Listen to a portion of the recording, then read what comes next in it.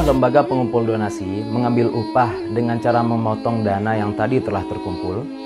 Kalau boleh, berapa bagian yang boleh dia potong? Kalau tidak boleh, bagaimana solusinya? Assalamualaikum warahmatullahi wabarakatuh. Bismillah, walhamdulillah, wassalatu wassalamu ala rasulillah.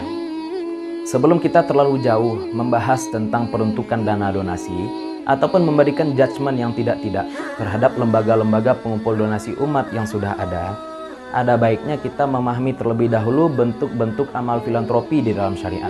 Di antara bentuk-bentuknya adalah sedekah, zakat, dan juga ada wakaf. Untuk sedekah, pada dasarnya, sedekah itu diberikan langsung oleh orang yang bersedekah kepada orang yang menerimanya. Sedekah itu hukumnya sunnah, dan tabiat rata-rata ibadah sunnah adalah ikhfa ataupun kerahasiaan. Sedangkan zakat, ia merupakan sedekah wajib. Dan tabiat ibadah-ibadah wajib itu adalah izhar, ditampakkan. Orang-orang yang berhak menerima zakat pun bisa saja mempertanyakan bagiannya dari zakat yang sudah terkumpul. Kemudian, demi terlaksananya ibadah wajib, pemerataan pembagian, memelihara muruah orang-orang miskin, memelihara orang-orang kaya dari sifat kibir dan maslahat-maslahat lainnya, dalam zakat itu ada namanya amil zakat, yaitu lembaga yang ditunjuk oleh ulil amri untuk mengumpulkan dan juga membagikan zakat. Kalau wakaf lain lagi, harta yang sudah diwakafkan itu menjadi milik Allah Subhanahu wa Ta'ala. Tidak boleh macam-macam. Peruntukannya harus sesuai dengan apa yang dilafazkan dalam akad wakaf, 100%. Kita bahas amil zakat dulu karena ini akan dijadikan landasan untuk pembahasan selanjutnya. Amil zakat merupakan satu dari 8 kelompok yang berhak untuk menerima zakat. Ini berdasarkan firman Allah Subhanahu wa Ta'ala di dalam surat At-Taubah ayat 60 yang masyhur. Di dalam berbagai literatur fikih kita akan temukan bahwasanya amil zakat itu berhak mendapatkan kadar zakat sesuai dengan pekerjaan yang dia lakukan. Dalam fikih, hal ini disebut dengan ujratul mithl. Jadi, amil zakat itu tidak bisa langsung saja mengambil 1/8 dari total zakat yang telah dikumpulkan. Dan kadar zakat yang diambil untuk amil itu memang bertujuan demi maslahat si amil. Bahkan sebagian ulama menyatakan bahwasanya operasional pengumpulan dan pembagian zakat itu dibebankan kepada Baitul Mal. Dengan kata lain, dana zakat itu tidak boleh dijadikan sebagai modal untuk melakukan iklan zakat, walaupun sifatnya adalah untuk edukasi. Edukasi masyarakat terkait kewajiban berzakat ataupun kewajiban-kewajiban lain di dalam syariat merupakan tugas ulil amri. Dan untuk melakukan tugasnya tersebut, ulil amri bisa saja mengambil dana dari uang kas negara. Adapun jika zakat itu dikumpulkan kepada lembaga yang tidak ditunjuk secara resmi oleh pemerintah, maka lembaga tersebut tidak bisa disebut amil, lebih tepat disebut sebagai panitia pengumpul zakat. Dan panitia semacam ini tidak berhak mengambil bagian apapun dari zakat yang telah terkumpul karena ia bukan amil. Secara fikih, panitia seperti ini disebut sebagai wakil, dan wakil boleh saja mengambil upah dari pekerjaan yang ia lakukan. Jadi, antara dia dengan muzaki bisa saja melakukan akad bahwasanya zakat tersebut akan ia kumpulkan dan ia bagikan dengan upah sekian. Dengan kata lain, jika zakat disalurkan melalui panitia, maka zakat tersebut harus disalurkan secara utuh, sedangkan panitia akan mendapatkan upah dari sumber pemasukan yang lain. Itu untuk zakat. Sedangkan untuk sedekah, tidak ada istilahnya amil. Semua lembaga yang mengumpulkan sedekah-sedekah umat itu statusnya adalah wakil. Sehingga pihak pengumpul dan penyalur sedekah tersebut tidak boleh langsung mengambil bagian dari sedekah yang telah ia kumpulkan. Ia hanya boleh mengambil imbalan jasa dari pemasukan lain, seperti yang tadi telah kita sebutkan contohnya. Kalaupun ia terpaksa untuk mengambil sebagian dana sedekah yang telah terkumpul, maka sebagian guru kita menyatakan ia boleh saja mengambil, akan tetapi harus sesuai dengan hajatnya. Tidak boleh lebih daripada itu. Ini mungkin terlihat sepele, tapi sebenarnya serius. Contoh, ada orang yang bernazar untuk bersedekah 1 juta untuk anak-anak terlantar.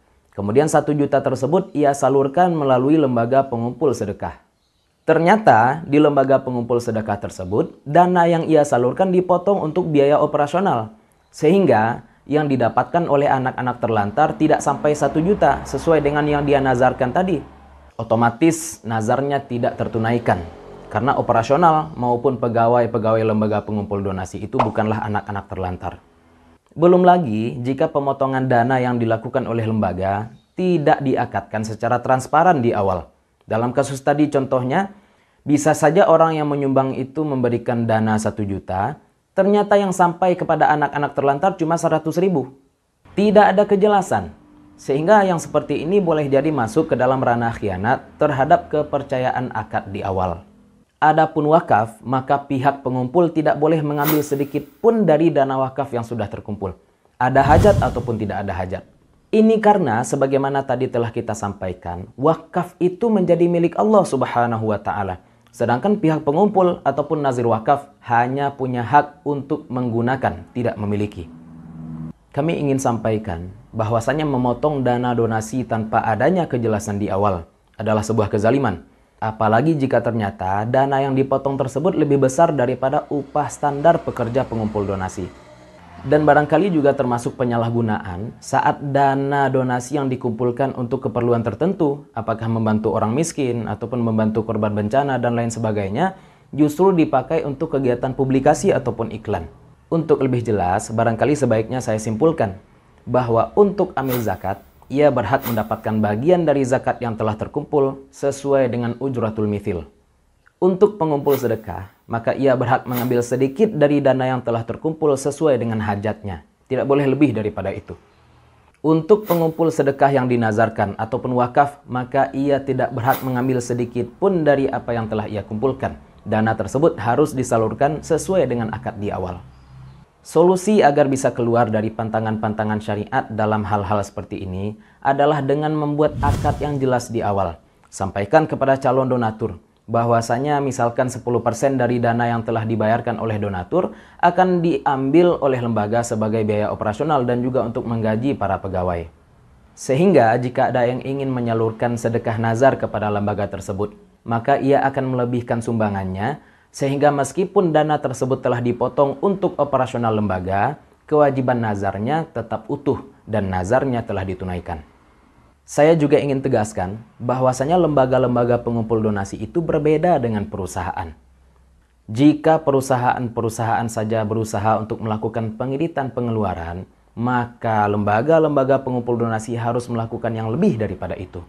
Jadi jangan sekali-kali membandingkan antara gaji petinggi perusahaan dengan gaji petinggi lembaga sosial ataupun lembaga pengumpul dana umat. Asasnya beda, sumber dananya beda, peruntukan dananya juga berbeda. Jadi jangan disama-samakan. Terkait kasus yang saat ini menimpa salah satu lembaga filantropi di Indonesia, maka saya pribadi akan menunggu keputusan yang dilakukan oleh pihak-pihak yang berwenang yang mengetahui permasalahan ini secara komprehensif. Saat ini saya hanya akan memberikan pandangan secara fikih sesuai dengan yang saya pahami, yang boleh jadi berbeda dengan aturan-aturan positif yang berlaku di negara kita, atau boleh jadi berbeda dengan pemahaman-pemahaman sebagian alim ulama lainnya. Saya juga menghimbau para sahabat untuk jangan tersulut emosi. Tunggu saja berita lengkap dan juga hasil pengadilan. Jangan memberikan penghakiman serampangan sebelum kita benar-benar tahu bagaimana realitanya. Wallahu ta'ala a'la wa a'lam, wallahul muwaffiqu ila aqwamit thariq, fastabiqul khairat, wassalamualaikum warahmatullahi wabarakatuh.